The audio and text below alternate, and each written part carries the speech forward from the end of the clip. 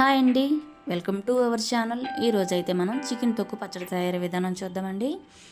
ఇది టేస్ట్ అయితే చాలా బాగుంటుంది. చికెన్ ముక్కల పచ్చడి కన్నా చికెన్ తొక్కు పచ్చడి ప్రతి ఒక్క ముద్దలోకి ముక్క అనేది తగులుతూ టేస్ట్ చాలా బాగుంటుంది. ప్రాసెస్లోకి వెళ్ళిపోదాం. చూడండి, నేను చికెన్ ముక్కలు పెద్ద ముక్కలే కడిగి క్లీన్ చేసి పెట్టుకున్నాను. చక్కగా కట్ చేయలేదు అసలుకి. 1/2 టీ స్పూను సాల్ట్ వేసుకున్నాను, 1/2 టీ స్పూను పసుపు వేసుకున్నాను, కొంచెం ఆయిల్ వేసి స్టవ్ ఆన్ చేసి ప్యాన్ పెట్టుకుందాం. ఇవి మొత్తం చక్కగా ఒకసారి కలుపుకుందాం. మొత్తం ఈ ఉప్పు పసుపు అనేది కలిసే విధంగా కలుపుకొని మూత పెట్టేసుకుందాం. మూత పెట్టేసి హై ఫ్లేమ్లోనే ఉడికించుకుందాం. ఈ వాటర్ అంతా ఇనికిపోయే విధంగా ఉడికించుకోవాలి.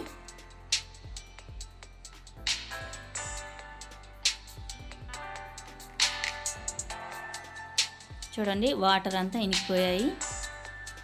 చక్కగా వీటన్నిటిని ఒకసారి కలుపుకొని స్టవ్ ఆఫ్ చేసుకొని వీటన్నిటిని చల్లారనిద్దాం. ఈ ముక్కల్ని చల్లారనిచ్చేసేసి వీటన్నిటిని పీసెస్ లాగా చేత్తోనే తీసుకోవాలి.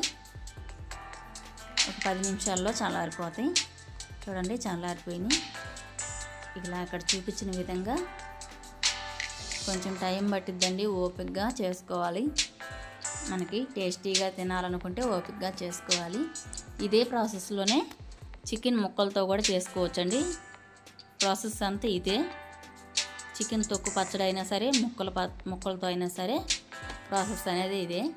చూడండి, మొత్తం ఇలా తీసుకున్నాను.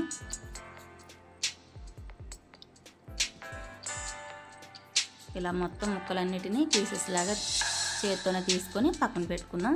ఇప్పుడు మసాలాకి ప్యాన్ తీసుకొని 1 ఇంచు చెక్క, 4 లవంగాలు, 4 యాలకులు వేసి 1/2 టీ స్పూన్ జీలకర్ర వేసుకుందాం. 1 టీ స్పూను ధనియాలు కూడా వేసుకుందాం. 1/2 టీ స్పూను మెంతులు, 1 టీ స్పూన్ ఆవాలు వేసి వీటన్నిటిని దోరగా ఫ్రై చేసుకుందాం. మసాలాకి చూడండి, వీటన్నిటిని చక్కగా ఫ్రై చేసుకొని చల్లారిన తర్వాత మిక్సీ జార్లోకి తీసుకొని వీటిని మెత్తగా పౌడర్ చేసుకొని పక్కన ఉంచుకుందాం. ఇప్పుడు స్టవ్ ఆన్ చేసి ప్యాన్ పెట్టుకొని మనం ఇందాక చికెన్ ముక్కలను పీసెస్ లాగా విడదీసి పెట్టుకున్నాం కదా, వాటన్నిటిని ఫ్రై చేసుకోవాలి. ఫ్రైకి సరిపడా ఆయిల్ వేసుకుందాం. 6-7 స్పూన్ల వరకు ఆయిల్ వేసుకున్నాను నేను. 6-7 టేబుల్ స్పూన్ల వరకు ఆయిల్ వేసుకొని ఆయిల్ హీట్ ఎక్కాక ఈ చికెన్ని అందులో వేసి చక్కగా ఫ్రై చేసుకుందాం.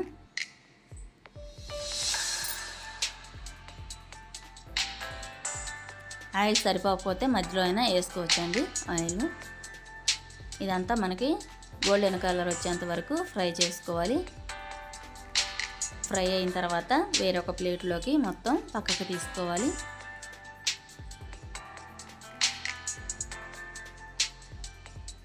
మొత్తం అంతా చక్కగా ఒక ప్లేట్లోకి పక్కకు తీసుకొని ఇప్పుడు అదే ప్యాన్లో 4 టీ స్పూన్ల వరకు అల్లం వెల్లుల్లి పేస్ట్ వేసుకొని ఫ్రై చేసుకోవాలి.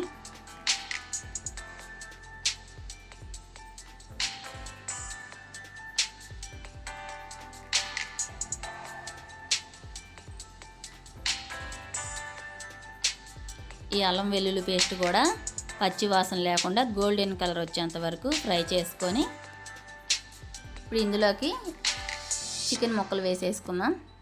చికెన్ని మనం తురుములాగా తీసుకున్నాం కదా, అది పక్కకు వేసేసుకుందాం ప్యాన్లోకి. స్టవ్ ఆఫ్ చేసుకోవాలండి వెంటనే. ఈ చికెన్ అందులోకి వేయంగానే స్టవ్ ఆఫ్ చేసుకొని పక్కకు తీసుకొని ఇప్పుడు 1 టేబుల్ స్పూన్ వరకు సాల్ట్ వేసుకుందాం. 1/2 టీ స్పూన్ వరకు పసుపు వేసుకుందాం. 2 టేబుల్ స్పూన్ వరకు కారం వేసుకుందాం. నేను వేసేది సాంబార్ కారం అండి. మీరు మామూలు కారం అయినా వేసుకోవచ్చు, సాంబార్ కారం అయినా వేసుకోవచ్చు. మనం ముందుగా మసాలా పట్టి పెట్టాం కదా, మిక్సీ వేసాం కదా, దాన్ని కూడా వేసుకుందాం. 1 టీ స్పూన్ వేసుకొని మళ్ళీ ఒక 1/2 టీ స్పూన్ వేసుకుందాం ఈ పొడి. ఇదంతా చక్కగా కలిసే విధంగా కలుపుకుందాం. ఈ వేడి మీదనే కలుపుకోవాలి. మసాలాలు, ఉప్పు, కారాలన్నీ వేసి చక్కగా వీటన్నిటిని కలిపి మొత్తం పూర్తిగా చల్లారిపోవాలండి.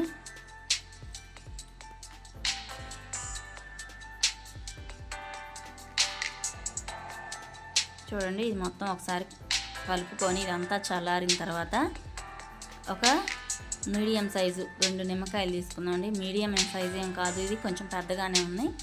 నేనైతే 2 నిమ్మకాయలని తీసుకుంటున్నాను.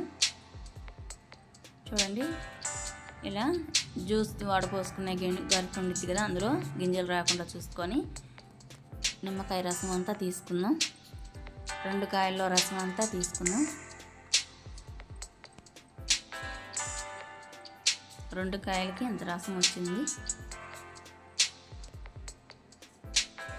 ఇప్పుడు ఇదంతా చల్లారింది కదా, పూర్తిగా చల్లారిపోయిన తర్వాత నిమ్మకాయ రసం కూడా వేసి చక్కగా కలుపుకుంటే చికెన్ పచ్చడి టేస్టీగా రెడీ అయిపోయినట్టేనండి. నా వీడియో నచ్చితే లైక్, షేర్ అండ్ సబ్స్క్రైబ్ చేసుకోండి. అలాగే ఈ ప్రాసెస్ అంతా నచ్చితే తప్పకుండా ట్రై చేసి కామెంట్ చేయండి.